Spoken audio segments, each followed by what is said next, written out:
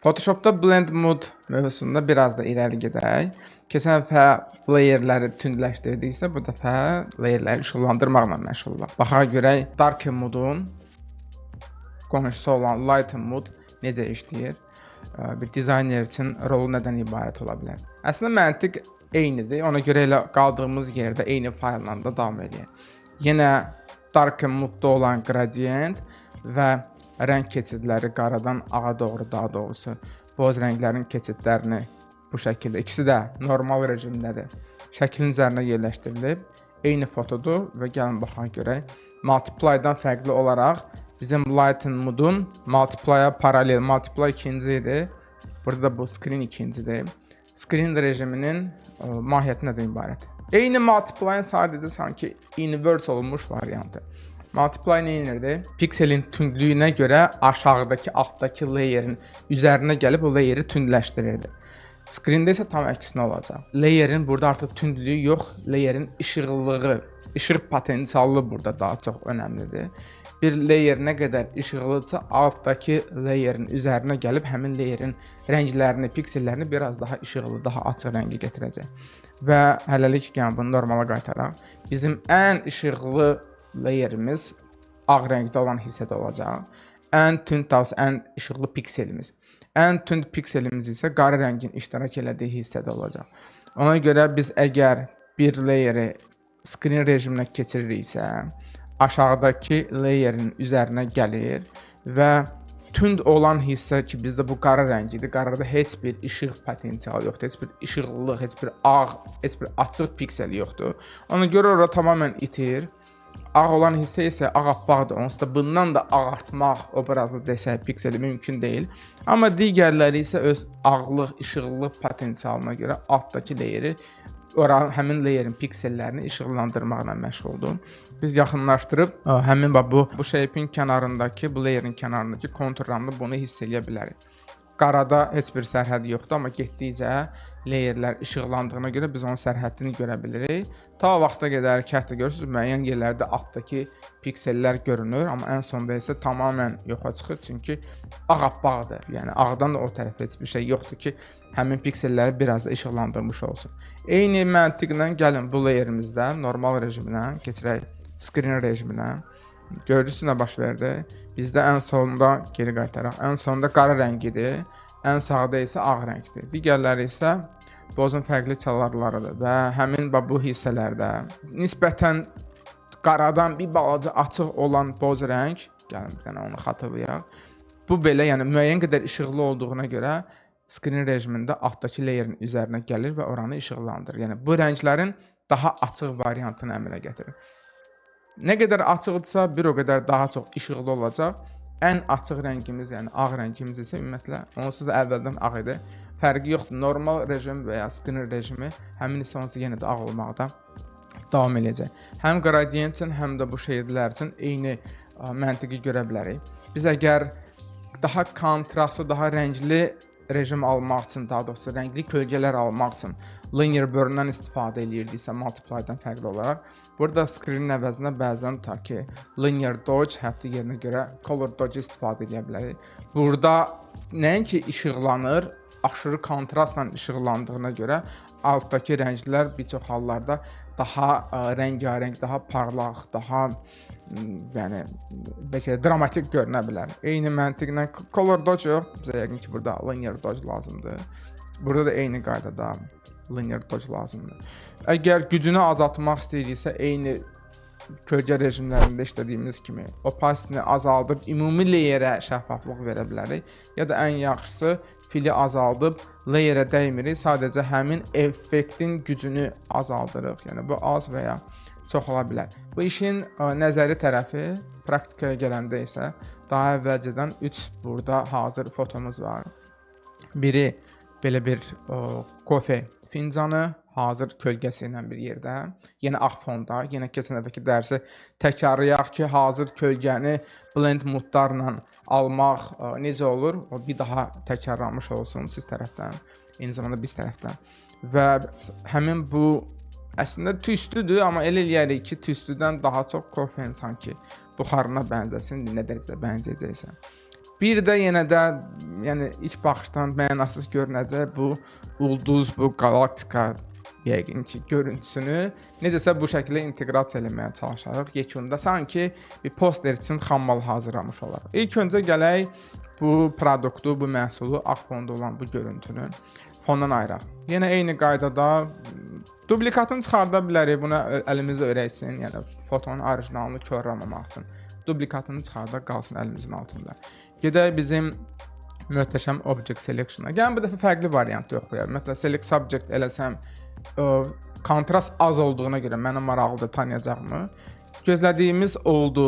Əslində pis deyil, amma fikir versəz bu hissələrdə, produktun kənar hissələrində ideal seçim olmadı. Onun səbəbi də odur ki, fonla obyekt arasında kontrast azdır. Biz əslində sürətli selection alətlərində tez-tez bu mövzuya toxunurduq. Əgər ideal seçim lazımdırsa, buna görə yəqin ki, kontrastın çox olması lazımdır.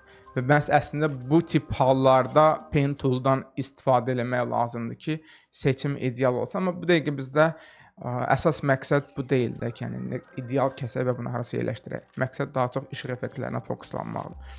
Yaxşı, Select Subject çox da tanımadısa, o zaman elə adi bizim Object Selection Tool-la üzərində gəzdirib baxa görə produktumuzu tanıyacaqmı?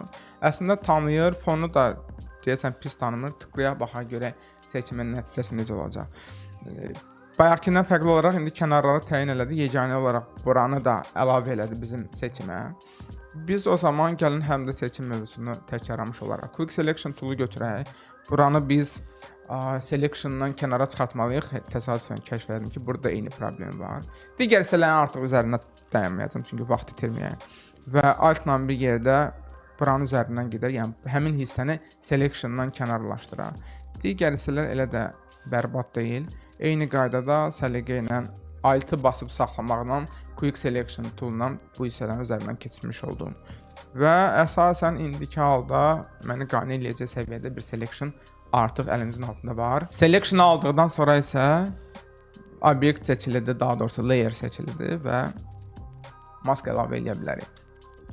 Kölgə fon, daha doğrusu kölgənin olduğu fon artıq əlimizin altında var. Bizə isə indi eyni qaydada fotonun, obyektin özünün də fondan ayırmağımız lazımdır. Ctrl+J, Ctrl+J, layer kopyalandı. Mərkəz hissə qaranlığa qərq olub, ona görə biz oranı görmürük. Nurlu olan hissə ancaq kənarları görürük. Tamam, kölgə üçün bu mənə uyğun idi, amma fincan olan layer üçün bunun tam əksi lazımdır. Ona görə fincan yox, bu hissəni, mask hissəni seçdim. Ctrl+I, inverse elədim selection-ı. İndi artıq mənim əlimin altında həm fincan var, kopyalanan bir yerdə, həm də kölgə var. Bir də alta, arxa plana hansısa bir fon verək. Fonumuz da olsun, yəni işıq effektlərini tətbiq eləyəcəyimə görə fonu daha tünd rəngdə verməyimiz tövsiyə olunar. Çünki işıq effekti verirsinizsə, fon və ümumiyyətlə bəlkə də atmosfer, ab-hava tünd olmalıdır, işıq çünki qaranlıqda görünür. Ona görə fona da gəlin bəlkə bir, nə bilim, fotodan bir rəng götürək, daha ki tünd bir qəhvəyi rəngi olsun. Hal-hazırda dəyişikliyi biz görə bilmirik. Çünki bizim fincanımız var, bir də altda kölgədən ibarət, daha doğrusu kölgənin iştirak elədiyi fon var. Mən bu fonu normaldan multiply-a dəyirsəm, avtomatik nə baş verdi? Şəkildə olan bütün açıq ağ rənglər yoxa çıxdı. Çünki dark mode necə işləyirdi? Keçən də dərsdən xatırlayırsınızsa. Nə qədər ki piksellər tündür, həmin piksellər arxa fonu tündləşdirməklə məşğul olacaq. Ağ olan hissələr isə tamamilə itəcək, çünki ağda heç bir tündlük yoxdur. Ona görə sadəcə o həmin hissələr yoxa çıxır. Və yuxarıdakı fotonu da aktivləşdirsəm, artıq istədiyim bu effekti almış olaram. Sanki qəhvəyi bir fon, fincan və bu da onun kölgəsi. Mən buradakı bu tüstü dumanı, bu ulduzları bu poster formatında daşımalıyam. Ona görə gəlin biraz artboardumuzu böyüdək. Crop tool'u götürürəm, C hərfi ilə aktivləşir və hündürlüyünü təxminən bu şəkildə artıraq. Enter basmaq yaddan çıxmasın. Başlayaq effekti verməyə. Fonun rəngi hələlik ki şərti seçilib, xoşumuza gəlmişsə onu dəyişərik. İlk öncə, ardıcıllığın heç bir fərqi yoxdur, gəlin amma ilk öncə tüstü dumanı o tərəfə daşımağa çalışaq. Ctrl+A, Ctrl+C kopyaladım. Gəldim fotoya və ən yuxarı layer seçirəm, çünki gətirəcəyim layer də ən yuxarıda olsun. Ctrl+V. Şəkil gəldi bura. Tamam. Bunu mən bura necə əlavə edəcəm? Bizim biraz əvvəl burada nəzəriyyəsini öyrəndiyimiz işıqlandırma blend modları necə işləyirdi? Tünd hissələr heç cür işıqlandıra bilmədiyi üçün sadəcə həmin hissə yoxa çıxırdı. Amma işıqlılıq gücünə görə, açıq piksel potensialına görə işıqlı hissələr isə altdakı layeri başlayacaqdı işıqlandırmağa. Ona görə mən bu tüstü duman layerini normal rejimdən keçirirəm screen-ə. Nə baş verdi? Fonda qara olan hissələr yoxa çıxdı, çünki qarada işıq effekti yoxdur, işıq gücü yoxdur. Ona görə sadəcə yoxa çıxır. Bu prosesdə iştirak eləmir. Amma açıq hissələr isə fonu işıqlandırır. Yəni harada açsam görərəm ki, bəli, tüstü duman effekti artıq belə də şəklin istənilən yerinə təsirini göstərir. Çünki ümumiyyətlə fondakı bütün qara detallar yoxa çıxdı. Bu biraz çox inandırıcı görünmür, sanki burada kofe əvəzinə hansı kimyəvi reaksiya gedir. Əvvəla bunun aşağı hissəsi kəskindir. Gəlin keçmişdən başqa bir dərsimizi təkrarlayaq. Ctrl+T transformu aktivləşdirdim. Sağ düymə warp, yəni fincanın yuxarısındakı bu elliptik görüntüyə buranı da uyğunlaşdırmaya çalışır. Yəni burayla və bu kənarlar bir-birinə paralel olsun. Yəni bunun indi bu boyda olması lazım deyil. Ctrl+T Alt-la bir yerdə mərkəzi belə deyək ki, nöqtəyə əsasən bunu böyüdüb balacalaşdıra bilərik. Tutaq ki də təxminən bu şəkildə əlimizin altında olsun. Çox tünddürsə opacity-ni azaldıb ümumi layeri belə deyək ki, şəffaflaşdıra bilərik, amma bu kontrastlı rejimlərdə, həmçinin tünd və ya işıqlı effekt yaradacaq blend modlarda biz artıq qeyd etdiyimiz kimi opacity-nin əvəzinə fildən daha çox istifadə etməliyik. Çünki elə də effektin gücünü azaldırıq, nəinki fona şəffaflıq veririk. Bəzən bu hissələri tənzimləməmişdən qabaq sadəcə həmin layerin tündlüyünü və açıqlığını da yoxlaya bilər. Yəni adi levelslə image, adjustment ya da brightness kontrast ola bilər. Levelslə bu fonu şəkli daha doğrusu tündləşdirin və ya açıqlaşdırın. Bəlkə nə baş verdiyini hiss eləmədiniz. Normal rejimə qaytarıram. Image, adjustment, level.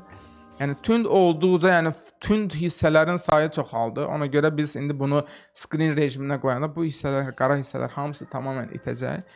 İşıq effekti ancaq burada qalacaq. Gəlin baxaq. Screen görürsünüz, ancaq burada qaldı. Bu qədər daha aşırı şəkildə eləmək istəmirəm. Amma yüngülvari Ctrl+L biraz tündləşdirək, bəlkə açıq hissələri biraz daha açıqlaşdıraq, bəlkə ümumi bu qədər açıq olmasın. Yəni nə eləməyimizdən asılı olaraq tənzimləmə apardıq və rejimi təzədən qoyduq screen-ə. Bəzən linear dodge da qoyub daha rəngarəng bir fon da ala bilərik. Daha doğrusu effekt. Biraz da ümumi gücünü də azaldaq. Sonra başqa biz artıq mask mövzusunu bilirik. Yəni hər detalın bu şəkildə burada qalması şərt deyil. Biz buna bir mask əlavə edə bilərik. Brush-ı götürərik. Brush var, qara rəng var, mask var. Opacity-də 100% deyil də tutaq ki olsun.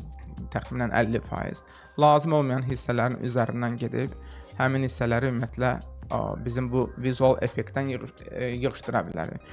Ümumi tutaq ki, təxminən belə bir görüntü qaldı əlimizin altında. Yəni sizi qane eləyirsə elə bu şəkildə saxlamaq olar. Blend modların yaxşı tərəfi nə idi? Həm kölgə, həm işıq effekti avtomatik fona təsir eləyəcək. Yəni biz fonu istənilən rəngə qoya bilərik. Məsəl üçün olsun tutaq ki, yaşıl rəng, solğun bir yaşıl rəng. Kölgə də gözəldir, işıq effekti də kifayət qədər maraqlıdır. Və son olaraq bu mənasız romantik ulduzları da götürüb ora daşınmağa çalışaq.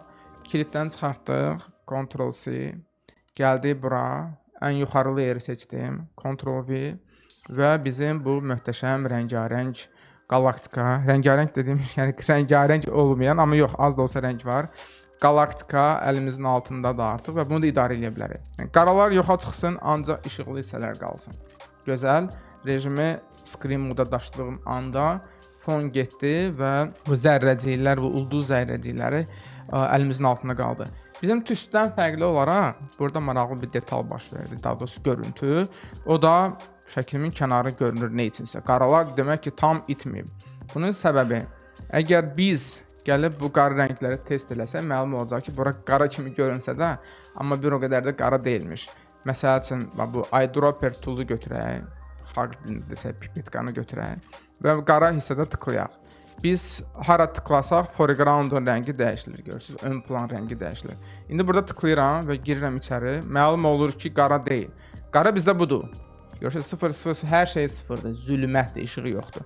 Amma mən bura tıkladığım anda məlum olur ki, yox, bu da tam da belə zülmət deyilmiş. Ona görə bunu nəyə görə izah edirəm?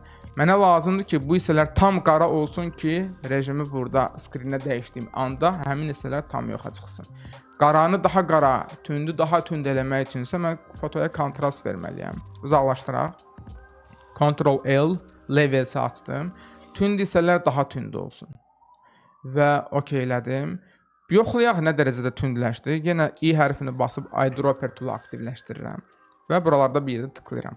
Və baxaq görək indi bizdə qara rəng hardadır. Biraz əvvəl buralarda bir yerdə gəzən həmin bu dairə marker indi ən küncdədir.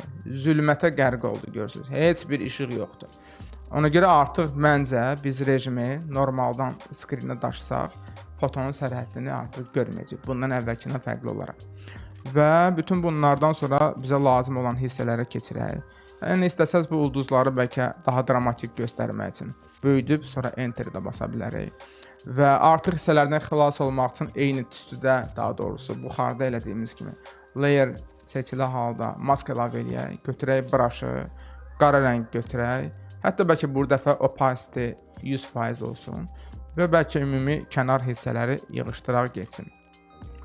Və hansısa hissəni geri qaytarmaq istəyirik, X-i bastıq, ağ rəng gəlir. Niyə ağ rəng? Göstərmək istəyirəm. Tıklayaq, tıklayaq və həmin ulduzlar, həmin hissədəki ulduzlar geri qayıtmış olar. Ümumilikdə biraz burada səliqə səhman yaradaq. Ctrl G, buna qoyaq tutaq ki, işıq effekti ya da light effect və buna tutaq ki, hər ikisini qruplaşdıraq shiftlə bir yerdə. Ctrl G, bunun adını qoyaq tutaq ki, product. Yəni istənilən bir ad qoya bilərsiniz, təbii ki, yetər ki, məntiqli olsun. Hətta artıq biraz belə vizual küy yaranmasın deyə buradakı bu artıq detalı da mask thumbnail-ını da yığışdıra bilərik. Bunun da adını qoyaraq tutaq ki, background və foto da qala bilər ya da mane olacaqsa onu da tamamilə yığışdıra bilərik. Bu posteri, xüsusən də bu ulduzlu posteri hansısa bir reklam materialında istifadə edə bilərsiniz. Sizdən tələb olunacaq yeganə şey bura nəsə bir mətn yazmaq, aşağı loqo və ya hansısa bir informativ detal yerləşdirmək. Ümumi işıq rejimləri ilə bağlı, lighting mood ilə bağlı hələlik ki, bilməli olduqlarımız bu qədər. Eyni qaydada kölgədə yoxladığımız kimi yenə də belə bir romantik tüstü duman içində qərq olunmuş hansısa bir kofe, çay məhsul reklam posteri ya da istənilən bir reklam posteri və vizualı eyni qaydada hazırlaya bilərsiniz. Yetər ki, orada bəzi vizual effektləri tətbiq edib lighting moodda olan screen və linear dodge layer rejimlərini, blend modlarını daha doğrusu blend rejimlərini öyrənmiş olasınız. Burada bir şeyə diqqət yetirin. İşıq effektlərini istifadə edərkən mütləq onların tünd fonda, mümkünsə hətta qara fonda olmasına fikir verin. Bunun üçün tutaq ki, tüstü lazımsa smoke, dark background yazın, bu tipli görüntülər çıxacaq. Və bir alov effekti yaratmaq istəyirsinizsə, qara fonda bir alov tapın. Fire on dark background, black background. Bu tipli effektlər tapıb fotonun üzərinə screen və digər ki, müvafiq işıqlanma rejimlərində qoyub eksperimentlər aparın. Biz o vaxta qədər növbəti dərsə keçək, növbəti dərsdə görüşərik.